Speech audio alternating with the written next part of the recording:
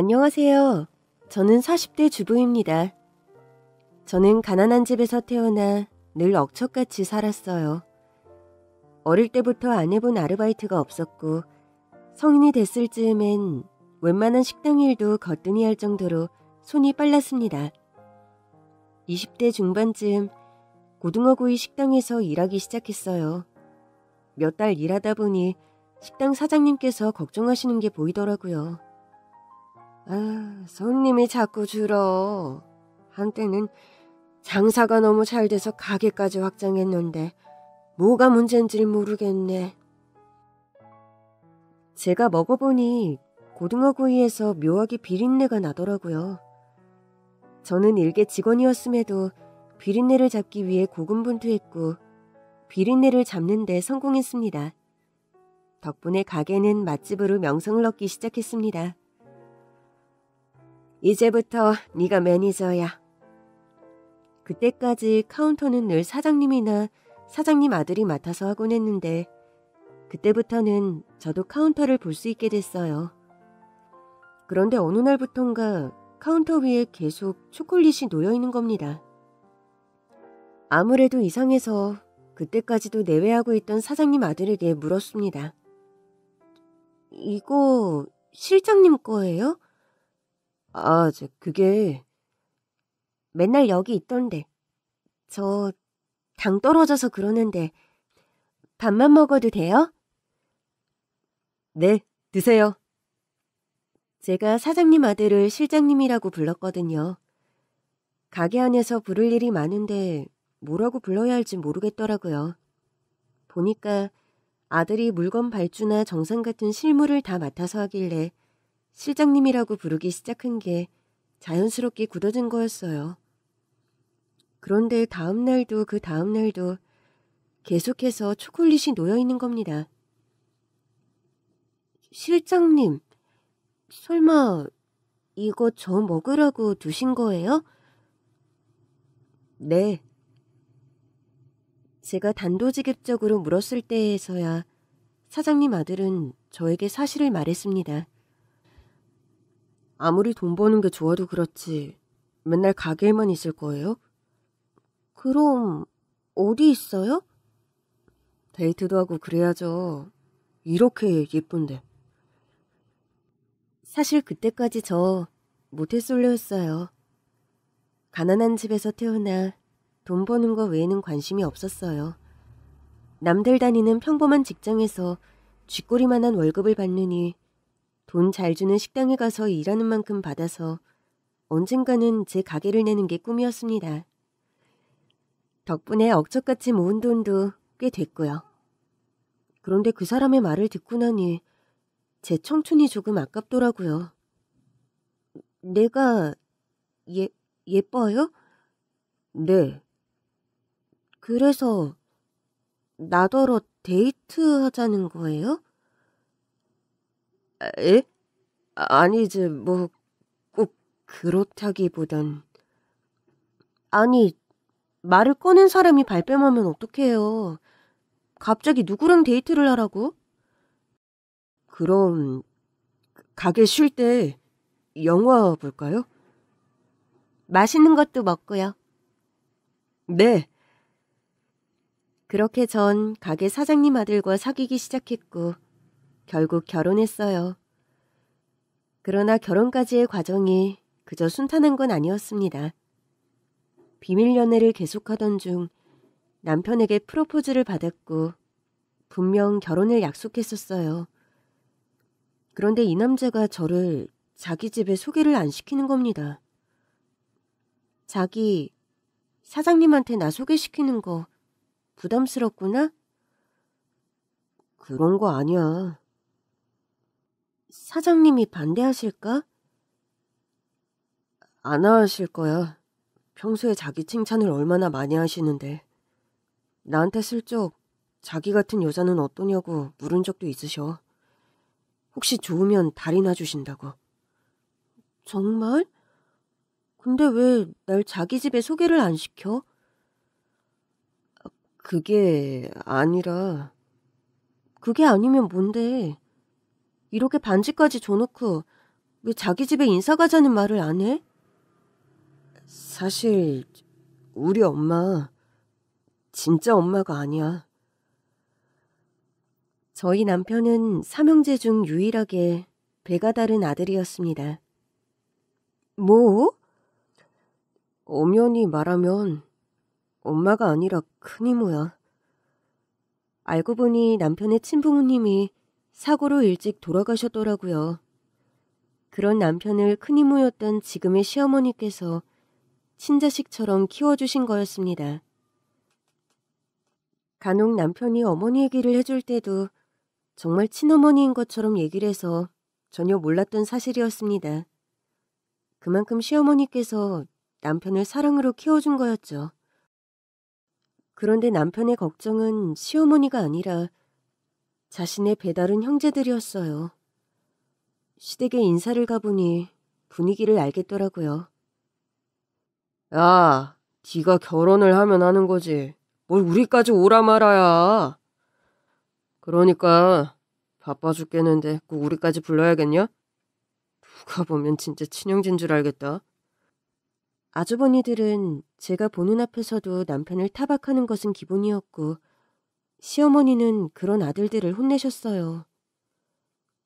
엄연히 말하면 니들 다 같은 핏줄이고 같이 자랐으면 누가 뭐래도 형제지. 그만큼들 나이 먹고 결혼까지 했으면서 아직도 막내를 질투하니? 시어머니의 말씀에 아주버니들은 그 자리를 박차고 나가버렸습니다. 형님들 역시 희죽거리면서 남편들 뒤를 졸졸 따라가더라고요. 솔직히 그 모습을 보는데 그동안 남편이 어떻게 자랐을지가 보여서 코끝이 다 찡했습니다. 제가 울먹거리는 것을 본 시어머니가 제 손을 꼭 잡아주셨어요. 네가 우리 막내랑 결혼해준다니 이제 내가 걱정이 없다. 우리 애들은 내가 잘못 키워서 그래. 미안하다. 내가 막내를 유독 끔찍이 아꼈거든. 행여나 제 엄마 없어서 기죽을까봐 내 친자식들보다 더 귀하게 더 좋은 거 입히고 먹이면서 키웠어. 그랬더니 쟤들이 아직도 동생을 가엾게 여기질 못하고 저런다. 형제들이 떠나 단출한 자리가 됐지만 덕분에 전 시어머니에게 남편의 어린 시절 이야기를 두런두런 들을 수 있었습니다. 애가 진짜 어릴 때였는데도 제 부모가 없는 걸 아는 건지 자꾸 눈치를 보더라고. 마음이 너무 아픈 거야. 동생 일은 나도 피를 토하는 심정이었지만 나는 어른이니까 애부터 챙겨야겠더라고. 그래서 남편에게는 친자식들에게 하는 것보다 더 많은 애정 표현과 관심을 주셨다고 했습니다. 그러나 아주버니들의 질투는 해가 갈수록 심해졌고 결혼 후부터는 사이가 더 멀어졌다고 했습니다. 그날 남편의 손을 잡고 시댁을 나오면서 결심했어요. 이 남자를 더 많이 사랑해줘야겠다. 시어머니도 평생 은인으로 여기고 모셔야겠다고요. 그래서 남편과 결혼했고 이후 노쇠한 어머니 대신 제가 고등어구이 식당을 인수해 운영하기 시작했습니다.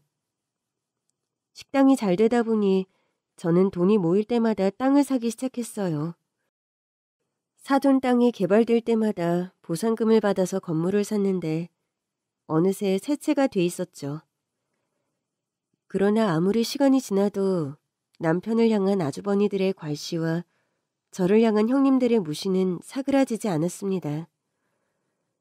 알고 보니 아주버니들은 모두 명문대 출신으로 형님들 역시 명문대 출신이었더라고요. 저희 남편은 공부를 잘 못해서 일찍 군대를 다녀온 뒤 시어머니의 가게를 도왔던 거고요. 아주버니들이 남편을 괄시할 때마다 시어머니는 한탄하듯 그러셨어요. 아휴, 막내도 공부만 잘했으면 내가 뭐든 하게끔 밀어줬을 텐데. 어릴 때부터 공부보다는 엄마 도와주는 일, 형들 심부름 이런 거에 더 관심이 있더라고. 덕분에 억척스러운 와이프 만나서 건물주 남편 됐잖아요. 그렇긴 한데 형제끼리 좀 사이좋게 지내면 좋으련만. 시어머니는 늘 자식들끼리 사이가 좋지 않은 걸 아쉬워하셨어요. 그래서 제가 주도해서 노력도 해봤습니다. 형님, 얼마 후에 어머니 생신이신데 저희 부부가 좋은 데서 식사 대접 좀 해도 괜찮을까요? 그래? 돈 많다 이거지. 뭐 알아서 해. 어차피 어머니도 동선의 부부만 예뻐하시잖아. 첫째 형님은 떨떠름하게 대답하셨고 둘째 형님도 묻지 않았습니다. 그건 동서가 결정할 일이 아니라 큰형님이 결정하셔야 하는 거 아닌가? 막내 주제에 너무 나대는 거 아니야? 죄송해요. 다들 바쁘시니까 제가 좋은 식당이나 예약할까 했는데 그러면 식당 예약은 취소할게요. 누가 취소하래? 동서 왜 이래? 또 나만 나쁜 사람 만들려고? 예? 또라니요? 늘 이런 식이잖아. 동서만 착한 척, 어머니 위하는 척. 이러니까 어머니가 동서 편만 드시는 거 아니야. 전 형님들이랑도 잘 지내고 싶어요. 그러고 싶으면 줄을 확실히 서라고. 둘째 형님은 알아들을 수 없는 잔소리만 잔뜩 하고는 전화를 끊어버리셨죠. 결국 식당 예약은 그대로 진행하기로 했습니다. 문제는 세 형제의 집안이 한자리에 모이면 언제나 시작도 끝도 좋지 않다는 거였죠. 형, 많이 드세요. 네가 산다고 유세냐? 남편이 한마디만 해도 돌아오는 아주버니들의 말은 매섭기만 했습니다. 아니 재수씨, 어머니를 진짜 위할 거면 음식을 직접 해서 생신상을 차려드려야 하는 거 아니에요? 이렇게 비싼 식당에서 밥 사는 건 우리도 할 수 있어요. 누가 보면 우리는 돈 없어서 안 하는 줄 알겠네. 그즈음 아주버니들은 저에게도 서슴없이 막말을 하기 시작했어요. 남편은 아주버니의 말 한마디에 습관처럼 입을 다문 후였고 저는 굳어가는 시어머니의 표정을 보다 못해 한 소리를 했습니다. 아주버니, 좋은 날 꼭 그렇게 말씀하셔야겠어요? 상을 직접 차려드리고 싶어도 다들 협조를 안 하시잖아요. 동서, 듣자 하니까 어이가 없네? 그럼 우리가 협조를 안 해서 어머니 생일상을 못 차려드렸다 이거야? 할 거면 다 같이 해야 하는데 저희 부부는 어디에도 끼워주시질 않잖아요. 연락도 잘 안 받으시고. 그럼 먼저 뭘 하겠다고 말씀을 해주세요. 그럼 제가 따를게요. 수준이 맞아야 부르지. 막말로 둘 다 고졸해. 제대로 된 취미라도 하나 있어? 건물만 있으면 뭐해. 사는 수준이 낮은데. 내 말이 막말로 집에서도 우리가 같은 레벨이냐고. 야 막내, 네가 말해봐. 우리가 너랑 같은 레벨이야? 엄연히 우리는 친자식이고 넌 조카잖아. 결국 듣다 못한 시어머니께서 거칠게 숟가락을 내려놓으셨습니다. 그만들 못해? 이럴 거면 뭐하러들 모이니? 내가 매일같이 니들 사이 안 좋은 걸 걱정하니 우리 막내 며느리가 겨우 애써서 자리 좀 마련한 것 같은데 니들은 여기서도 싸워. 내 아들들이지만 못났다. 못났어. 엄마, 우리가 못났으면 저 자식은 부모도 없는 천의 고아예요. 엄마가 자꾸 아들처럼 대해주니까 저 새끼랑 와이프가 기어오르잖아요. 누가 고아야? 내 손에서 자랐으면 다 내 자식이야. 며느리도 마찬가지야. 난 딸이 없어서 며느리도 내 딸처럼 생각한다. 다 내 자식들인데 만나기만 하면 이렇게 물어뜯고 손윗사람이라는 애들이 막내들만 못 잡아먹어서 안 데리면 되겠어? 어머니가 이러시니까 저희가 더 이러는 거예요. 친자식은 우린데 언제까지 남의 자식만 품에 싸고 두실 거예요? 시어머니의 생일을 맞아 열린 가족 모임은 그렇게 끝났습니다. 언제나 결론은 자신들은 잘못이 없다. 다 시어머니가 싸고 돌아서 우리가 건방져서 잘못이라는 거였죠. 그즈음 시어머니께서 자주 가슴이 답답하다고 하셨는데 화병인가 싶어 병원에 모시고 갔다가 예상치 못한 진단을 받고 말았습니다. 폐암입니다. 네? 그건 담배 많이 피우는 사람들이 걸리는 거 아니에요? 시어머니는 담배는커녕 술도 하지 않으시던 분이었거든요. 꼭 그런 것만은 아니에요. 고등어구이 가게 하셨다고 했나요? 예, 설마... 환기가 안 되는 공간에서 장시간 매연에 노출이 되면 암이 발병할 확률이 높아지는 건 사실이에요. 하지만 원인을 정확히 알 수는 없습니다. 시어머니의 폐암 소식을 들은 형님들이 어쩐 일로 수술받기 전에 함께 여행을 가자고 하더라고요. 시어머니와 형님 차를 타고 여행지로 향했는데 형님 차가 공동묘지로 들어가는 거예요. 차에서 내린 형님이 말했습니다. 여기가 어머니 묘자리예요. 미리 예약했죠. 형님들의 막말에 저는 결국 폭발했고 형님들을 반 죽여놨습니다. 폐암 진단을 받던 날 시어머니는 말 그대로 멘붕이 온 듯했습니다. 어머니 괜찮으세요? 병원에서 모시고 나오는데 제 질문에도 대답도 안 하시고 하염없이 눈물만 흘리셨어요. 집에 돌아와서야 시어머니는 심경을 토로하셨습니다. 이제와 치료가 무슨 소용인가 싶다. 그냥 이렇게 살다가 갈래. 어머니, 요즘 암은 불치병이 아니에요. 완치도 잘 되고요. 예, 너도 고등어구이 장사 그만해. 그러다 너도 병 걸리면 어떡해. 지금 저희 가게는 환기시설도 잘 해놨고 쾌적하잖아요. 전 괜찮아요.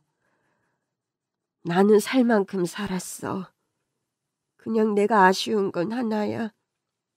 우리 자식들이 화합하지 못하는 거. 죽기 전에 애들이 화목하게 잘 지내는 것만 보면 소원이 없을 것 같다. 시어머니의 심정을 누구보다 잘 알고 있었기에 저는 한동안 연락조차 하지 않았던 형님들에게 먼저 만나자고 제안했습니다. 오셨어요? 바쁜 사람들한테 오라가라야? 왜? 어머니 댁에서 안 보고? 그러니까 평소엔 비싼 데로 오라고 해서 돈 자랑하더니 오늘은 프랜차이즈 카페네? 좋은 데로 오라고 해도 트집이기에 평범한 카페를 약속 장소로 잡았더니 이번에도 트집이더라고요. 어머니께서 안 듣는 데서 얘기하고 싶어서요. 이번엔 또 무슨 소리를 하려고 그래. 그러니까요. 왜 이렇게 분위기를 잡아? 어머니 폐암 진단 받았어요. 뭐? 형님들이 깜짝 놀라서는 서로의 얼굴을 보더라고요. 많이 안 좋으신 거야? 수술 받으셔야 한대요. 갑자기 이게 무슨 일이래? 갑자기는 아니고 종종 가슴이 좀 답답하다고 하셨었는데 저희가 하도 싸우니까 화병이 걸리셨나 해서 이번엔 병원에 모시고 갔거든요. 동서, 그럼 진즉에 좀 모시고 가지. 종종 답답하다고 하셨으면 이미 진행되고 있었던 거네. 형님들은 며느리 아니에요? 어머니가 동서를 가장 좋아하시니까 하는 말 아니야. 시어머니가 폐암이라는데도 형님들은 제 탓만 했습니다. 제 말이요. 언제는 세상에서 어머니를 가장 위하는 것처럼 굴더니 어머니가 폐암이라고 하니까 우리 탓이야? 형님들 탓 아니에요. 마찬가지로 제 탓도 아니죠. 고등어구이 가게도 물려받았으면서 그렇게 무책임하게 굴면 돼? 형님, 엄연히 말씀드리면 제가 비용 다 내고 인수한 거예요. 형님도 아시잖아요. 그래서 지금껏 다들 별 말씀들 없으셨던 거고요. 장사가 잘 되는 가게였던 건 맞잖아. 가족이니까 그런 가게를 한 번에 인수받았지. 그럼 형님이 하시든가요. 어머니가 아프시다는데도 잘잘못이나 따지고 들려는 형님들이 너무 밉더라고요. 그때 조금 전까지도 싸움을 걸던 첫째 형님이 어쩐 일로 싸움을 말리더라고요. 둘 다 그만해. 지금 우리가 싸울 때야. 어머니도 아프시다는데. 그러지 말고 여자들끼리 여행이나 갈까? 예? 어머니 모시고요? 어머니 수술 받으시기 전에 힘내시라고 같이 여행이나 가자. 뭐... 전 형님이 그러자고 하시면 따라야죠. 두 형님이 동시에 저를 보더라고요. 저는 웬일인가 싶었지만 알겠다고 했습니다. 시어머니께서는 저희가 사이좋게 지내는 걸 누구보다 원하셨으니까요. 수술 전에 같이 여행도 가고 잘 지내는 모습을 보여드리면 어머니도 기운을 좀 내시지 않을까 싶었어요. 저는 그 길로 시댁으로 가서 시어머니께 말씀드렸습니다. 어머니, 형님들이 같이 여행 가재요. 기운 없이 누워 계시던 시어머니도 솔깃해 하시더라고요. 걔들이? 정말? 네, 어머니 아프시다고 하니까 마음이 안 좋은가 봐요. 내가 아프니까 걔들이 철이 드는구나. 그런가 봐요. 다행이죠 뭐. 그럼 가야지. 내가 죽기 전에 니들 잘 지내는 거 보고 싶다고 노래를 불렀더니 하늘이 내 손을 들어주나 보다. 정말 잘 됐어요, 어머니. 이게 다 네 덕이지 뭐. 시어머니의 수술이 곧 잡혀 있었기 때문에 여행 일정은 급히 준비됐어요. 이번엔 어쩐 일로 형님들이 알아서 장소며 준비를 다 하겠다고 하더라고요. 이번엔 큰형님이랑 내가 다 주도해서 할 거니까 동서는 어머니 모시고 차에 타기만 해. 바쁘신데 괜찮으시겠어요? 바빠도 해야지 어떡해. 뭐 동서만 며느린 줄 알아? 우리도 마음 먹으면 다 할 수 있어. 맨날 동서가 나대니까 우리가 설 자리가 없는 거지. 둘째 형님은 잠깐 통화로도 제 신경을 긁는 재주가 있었지만 꾹 참았습니다. 저만 참아서 이 여행이 순탄할 것 같으면 얼마든지 그럴 수 있었어요. 네, 형님. 앞으로는 제가 막내답게 형님들 뒤에서 잘 따라갈게요. 당연히 그래야지. 아무튼 시간 알려주면 어머니 모시고 집 앞으로 나와. 예, 형님. 전화를 끊고 나니 속에서 천불이 나더라고요. 저는 물건을 발주하고 있는 남편에게가 하소연을 했습니다. 솔직히 형님들이 먼저 나서서 안 하는 거지. 내가 나서서 하는 게 아니잖아. 그렇지. 그런데 내가 나대서 자기들이 지금껏 아무것도 안 한 거래. 이게 말이 돼? 그래서 이번엔 알아서 하시겠대? 진짜 별일이지 않아? 그러게. 남편은 형들과 관련된 이야기는 길게 하고 싶지 않아 했어요. 조금만 이야기를 해도 마음이 불편한 모양이더라고요. 이번에 가서 잘 풀고 와볼게. 그럼 당신이랑 아주버님들도 사이가 좀 편해지지 않을까? 남편은 제 말을 긍정하는 눈치는 아니었지만 그래도 형님들이 먼저 여행을 제안했단 말에 기분이 좋은 눈치였어요. 솔직히 말해 저도 좋았습니다. 지금껏 저를 무시만 했던 형님들이 여행도 같이 가자고 해주고 그래도 시어머니 아프시다고 신경 쓰는 걸 보니 그들도 아주 못된 사람들은 아니구나 싶었어요. 그리고 드디어 여행 당일이 됐습니다. 저는 새벽부터 제 짐과 어머니의 짐까지 야무지게 챙겨 여행 갈 준비를 마쳤어요. 어머니도 폐암 진단 후 처음으로 밝은 표정이셨습니다. 죽기 전에 이런 날이 다 오는구나. 큰애랑 작은애가 나한테 여행을 가자고 다 하고. 도대체 어딜 가길래 나한테 주민등록번호며 음력 생일까지 다 묻는 걸까? 글쎄요. 개인정보가 필요한 곳인 거 보면 엄청 좋은 데 아니에요? 아유, 그런가? 시어머니는 어린아이처럼 들떠 있었고 그 모습을 보니 저도 좋더라고요. 정말 내가 그동안 형님들에게 주도권을 안 주고 나댄 건가 싶고 이렇게 어머니께서 좋아하실 것 같으면 앞으로도 내가 납작 속이고 살아야겠다 싶을 정도였죠. 조금 뒤 도착했다는 형님들의 연락을 받았고 저는 시어머니를 모시고 주차장으로 내려갔습니다. 형님 두 분이 앞자리에 앉아 있었고 저랑 시어머니가 뒷자리에 앉았어요. 어머니, 잘 주무셨어요? 그래, 오랜만에 아주 잘 잤다. 걱정 많으시죠? 수술 때문에. 그랬는데 오늘은 아무 생각 없이 니들이랑 놀다 오려고. 너무 걱정하지 마세요.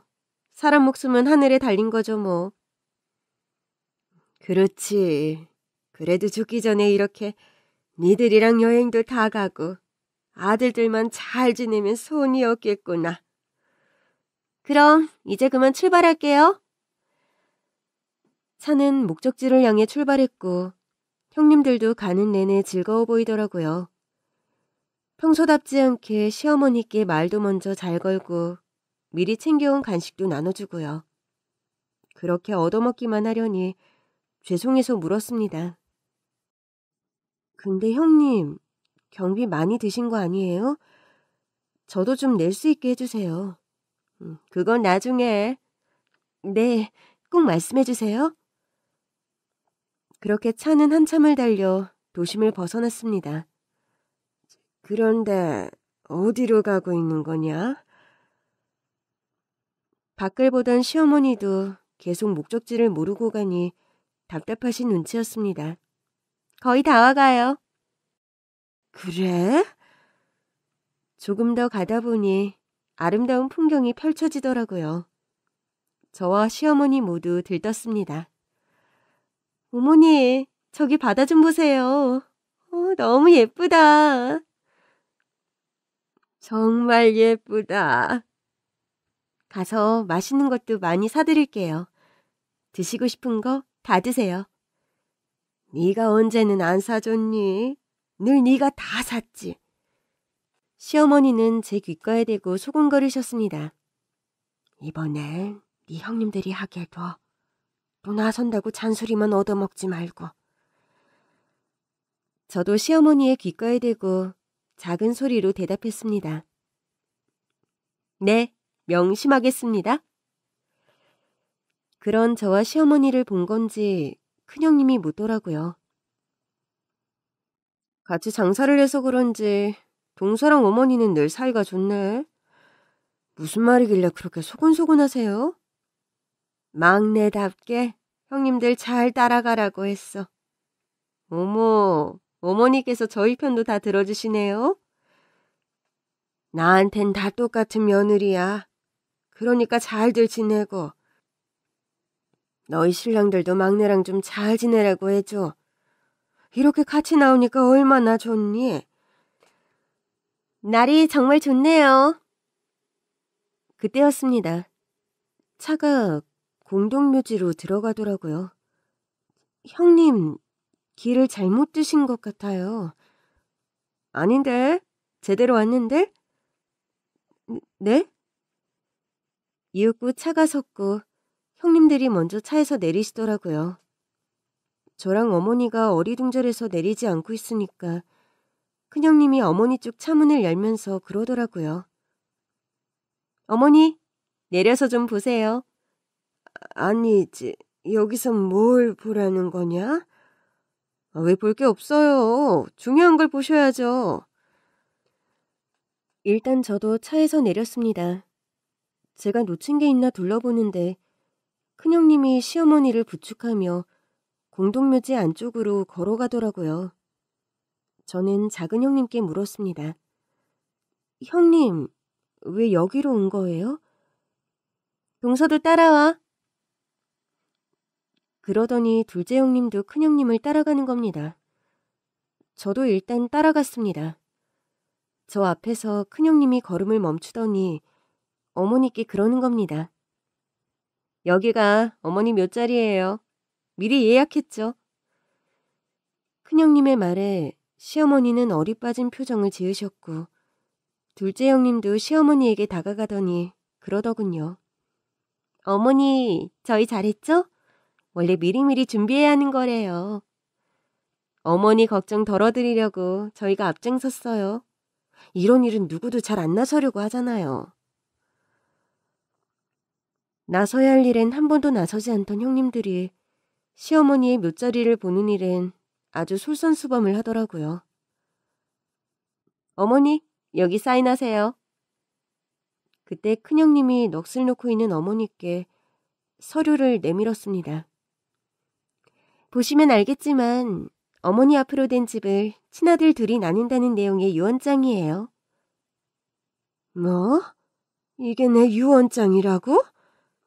네, 어머니. 이런 건 미리미리 해둬야 분란이 안 생겨요. 막말로 어머니 집을 친아들도 아닌 막내 서방님네까지 같이 나눌 필요는 없잖아요. 지금껏 키워준 게 얼마예요? 잘 되던 고등어구이 가게도 동서 주셨잖아요.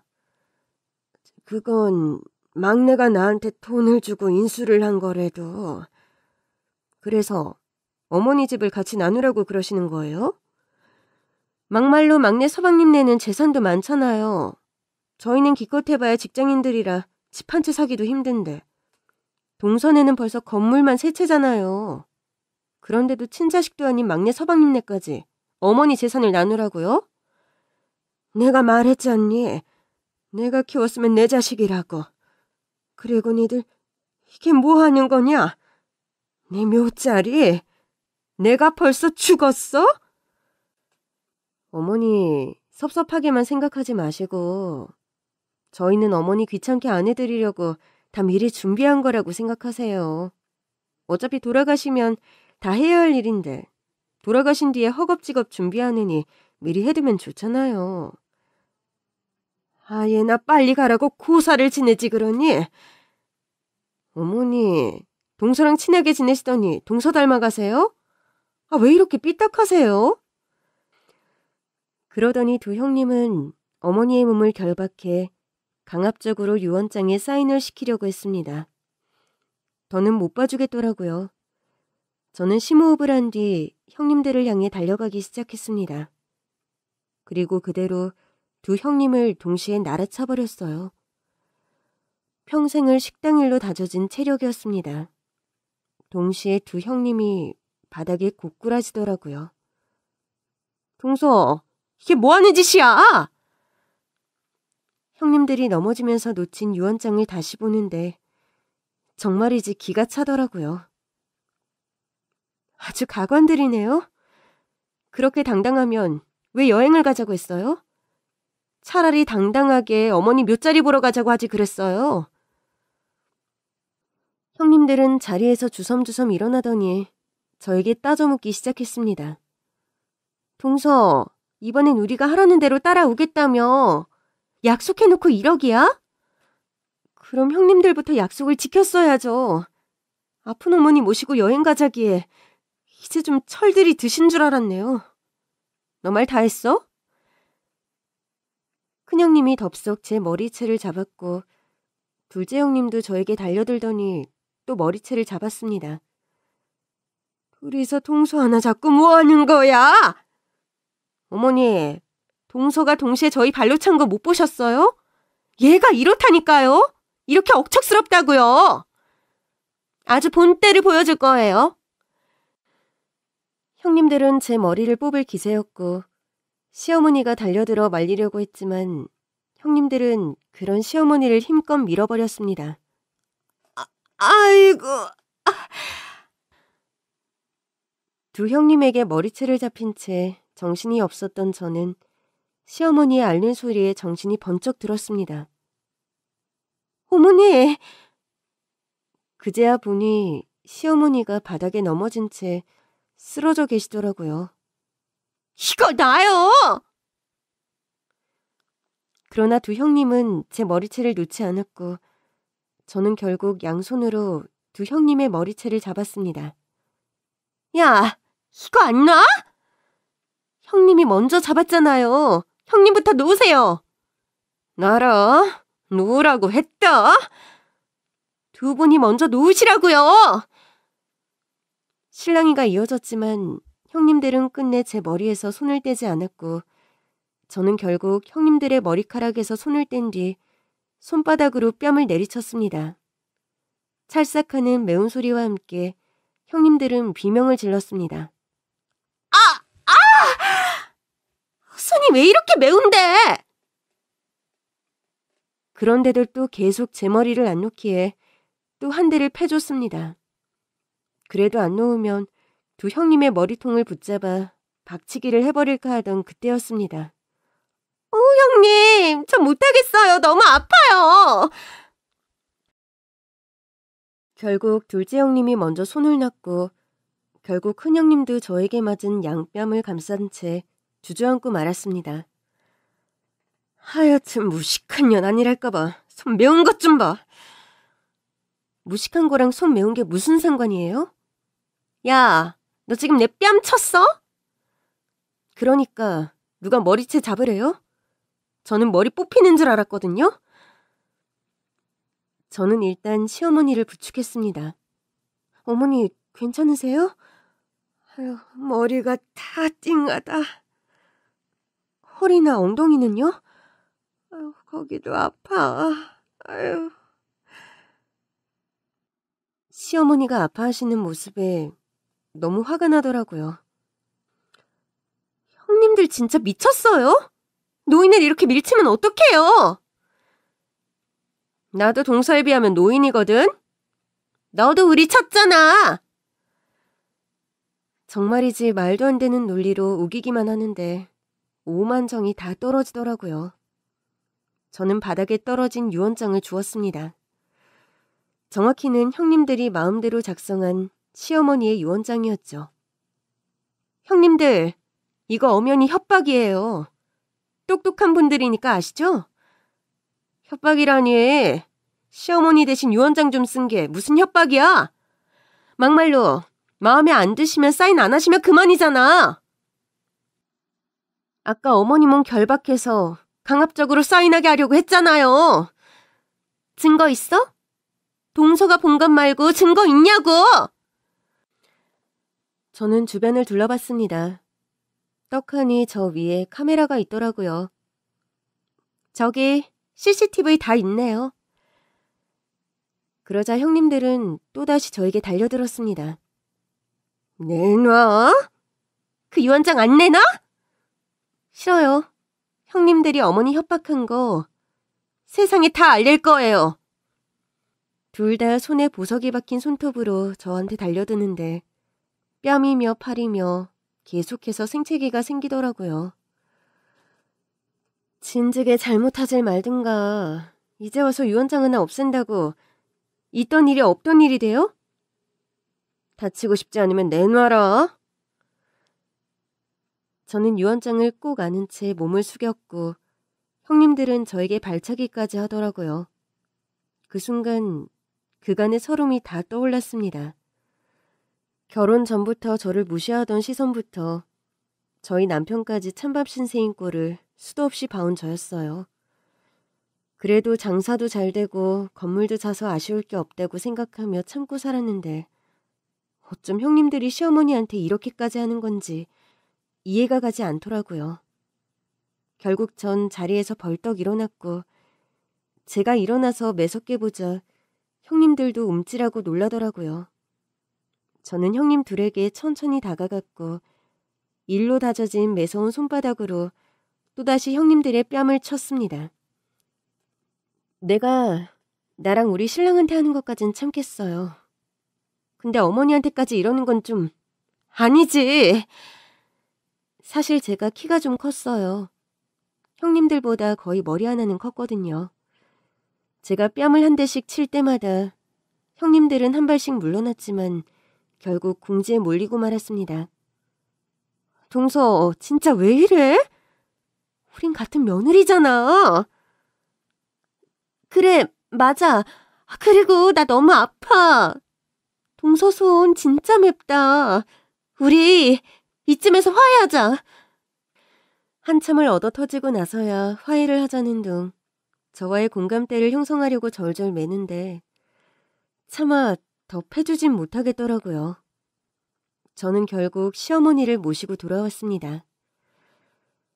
돌아오는 길 시어머니는 형님들이 썼던 유언장을 다시 보시고는 기가 찬다는 듯 고개를 저으시더라고요. 내가 자식을 잘못 키운 줄만 알았는데 이것들은 그냥 괴물이구나. 어머니 죄송해요. 저도 못 볼 걸 보여서.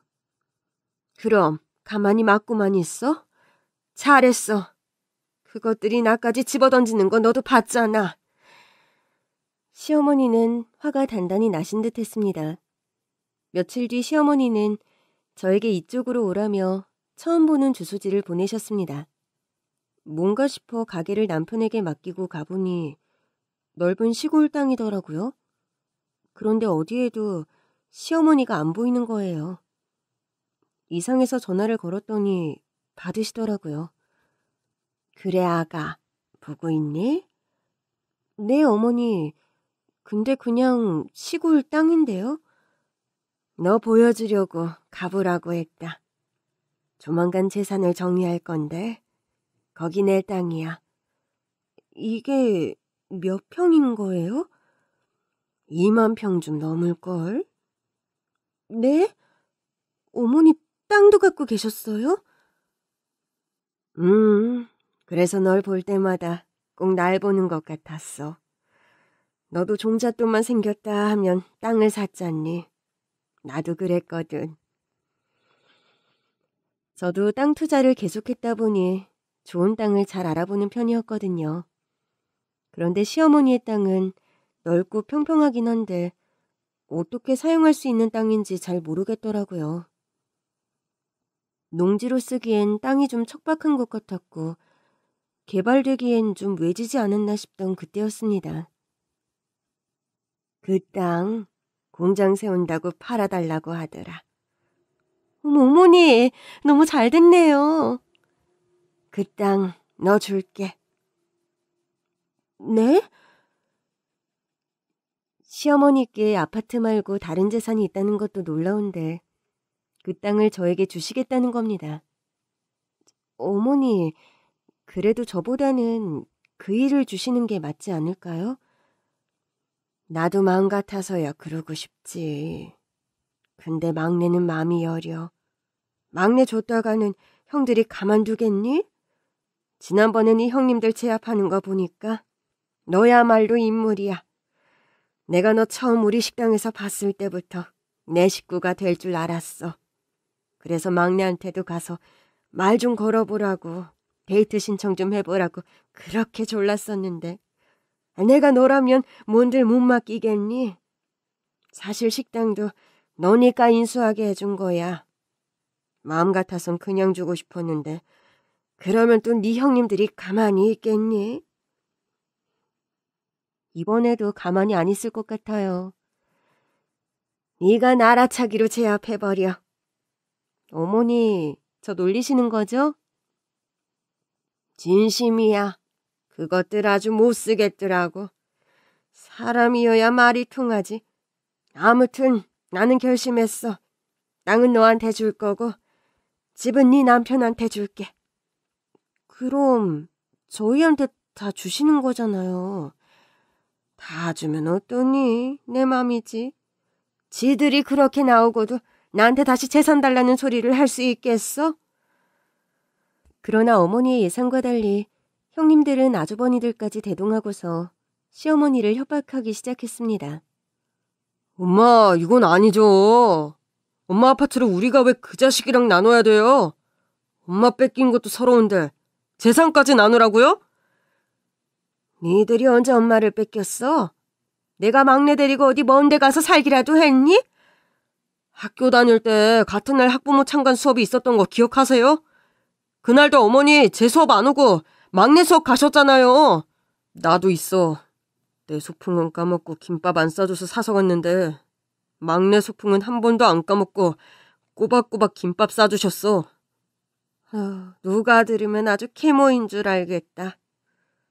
사실이었잖아요. 그 전에 있었던 참관 수업은 네 수업 갔었어. 내가 그래서 너한테 얘기했잖아. 지난번에 겹쳤을 때 네 수업을 갔으니까 이번에 막내 수업에 가겠다고. 내가 친아들인데 왜 막내 수업을 가요? 매년 내 수업부터 가야지. 뭐야? 제 김밥 사건은 엄마도 할 말 없죠? 왜 할 말이 없어? 그것도 네가 소풍이라고 말을 안 했잖아. 너도 그날 소풍인 줄 모르고 그냥 학교로 갔었잖아. 그래서 내가 일하다 말고 뛰어나와서 너 데리고 소풍 장소까지 갔던 거 기억 안 나? 그러니 김밥 살 시간이 어딨어. 근처 김밥집에서 사서 급하게 데려다 주고 왔지. 순간 두 아주버니는 할 말을 잃었고 이내 형님들이 나서서 화제를 바꿨습니다. 어머니, 막말로 막내 서방님만 안 들어왔어도 어머니 사랑은 우리 남편이랑 서방님이 나눠받고 살았을 거 아니에요. 그러니까 재산까지 나누라고 하지 마세요. 맞아요. 서러운 친아들들 마음도 알아주셔야죠. 하여튼 어머니도 참 특이하세요. 보통은 친자식들 모셔서 안달인데 겨우 아파트 한 채를 나눠 가지라고 하시고. 겨우 아파트 한 채인데 니들은 왜 이렇게 욕심을 내는 거냐?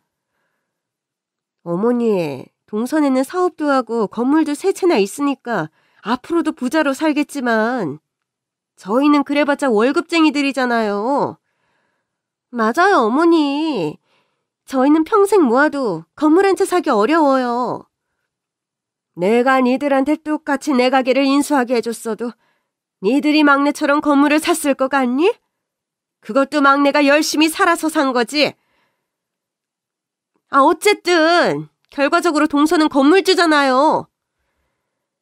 형님들은 계속해서 제가 이미 재산이 많다는 것을 근거로 저희 부부를 재산 상속에서 제외시키려고 했습니다. 그러나 다음 날이 시어머니의 입원일이었습니다. 형님들, 오늘은 그만하시죠. 어머니 내일 입원하셔야 해요. 며칠 뒤에 수술 받으시는 거 다들 아시잖아요. 동서는 아쉽지가 않으니까 그러지. 맞아. 형님들은 저에게 쌍심지를 켜면서도 그날 치고받은 이야기는 일절 하지 않더라고요. 일단 어머니 수술 받으시고 나서 다시 얘기해요. 막내야, 그럴 거 없다. 어머니의 컨디션이 걱정돼 한 말이었는데 시어머니는 오히려 제 말을 끊으셨어요. 오늘 끝내자. 시어머니는 방으로 가시더니 서류 봉투를 들고 나오셨습니다. 그러더니 그 안에 있는 것을 꺼내서 형님들과 아주버님들에게 보여주셨어요. 서류를 본 형님들은 개거품을 물었습니다. 어머니, 아파트 명의가 왜 막내 서방님 이름으로 돼 있어요? 어떻게 이러실 수 있어요? 벌써 양도해 주신 거예요? 곧 불똥은 저에게 튀었습니다. 아니 동서, 이거 알고도 지금껏 모른 척한 거야? 어쩐지 어머니 생각하는 척 그만하고 다음에 얘기하자고 할 때부터 이상했어. 아주버님들도 역시 난리도 아니었습니다. 근데 이게 뭐야? 어머니, 이 땅은 또 뭐예요? 이건 그냥 재수 씨 땅 아니에요? 근데 왜... 아니지 형, 이것 봐. 원래 어머니 명의였는데 재수 씨 명의로 바뀐 거잖아. 아주버님들은 동시에 제 남편을 째려봤습니다. 너 이 자식, 재수 씨 뒤에 숨어서 아주 단물만 쏙쏙 빼먹고 있지? 난 저 새끼가 제일 싫어. 저렇게 순진한 척, 착한 척, 입 다물고 할 건 다 하잖아. 그러나 저도 남편도 명의가 저희 것으로 바뀐 줄은 전혀 모르고 있었어요. 어머니, 이게 어떻게 된 거예요?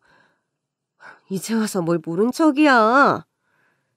서류를 작성해둔 건 맞는데 이렇게 빨리 바꾸실 줄은 몰랐어요. 내 서류는 당신이 작성한 거야?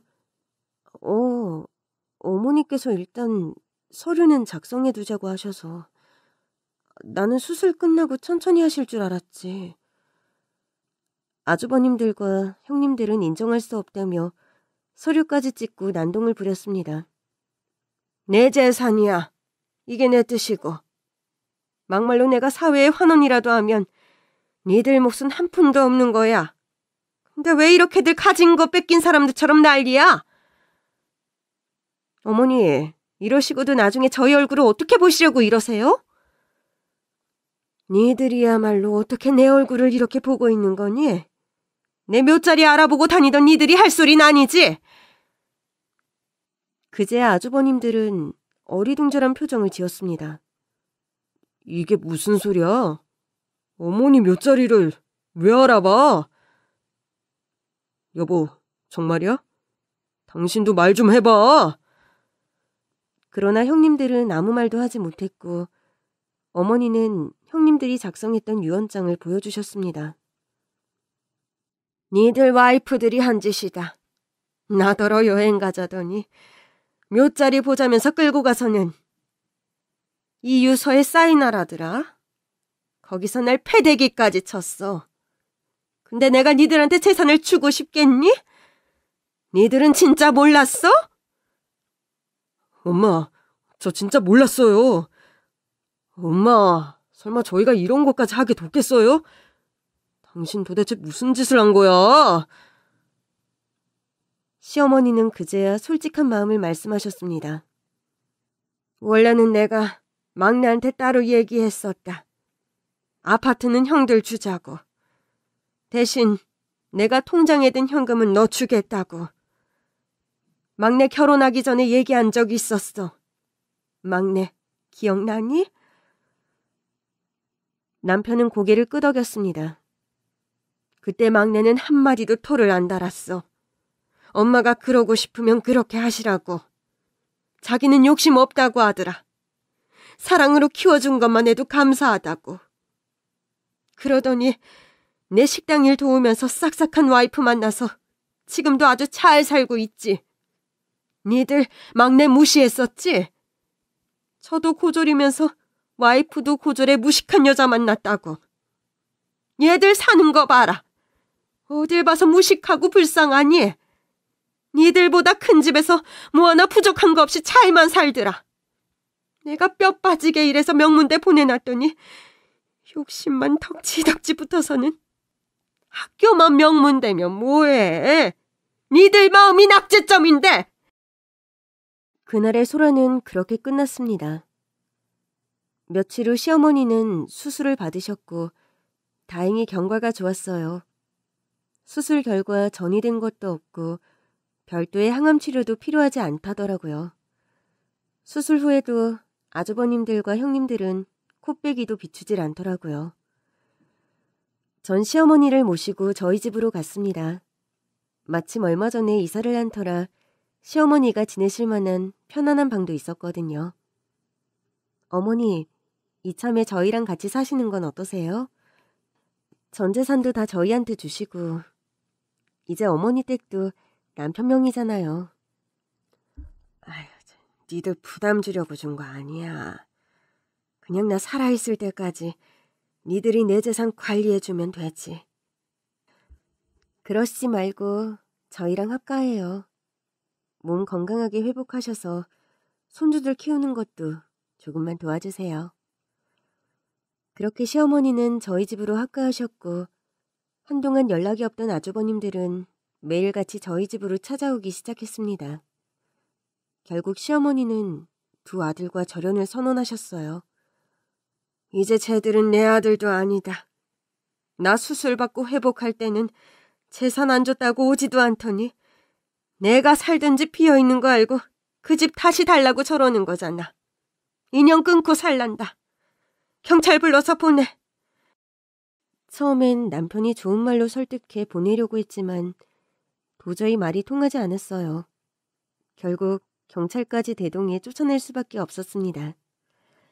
재산을 다 처분하고 저희 부부와 합가한 시어머니는 5년 뒤 폐암 완치 판정을 받으셨어요. 다 저희 덕분이라며 여전히 저희 부부의 든든한 편이 되어주고 계세요.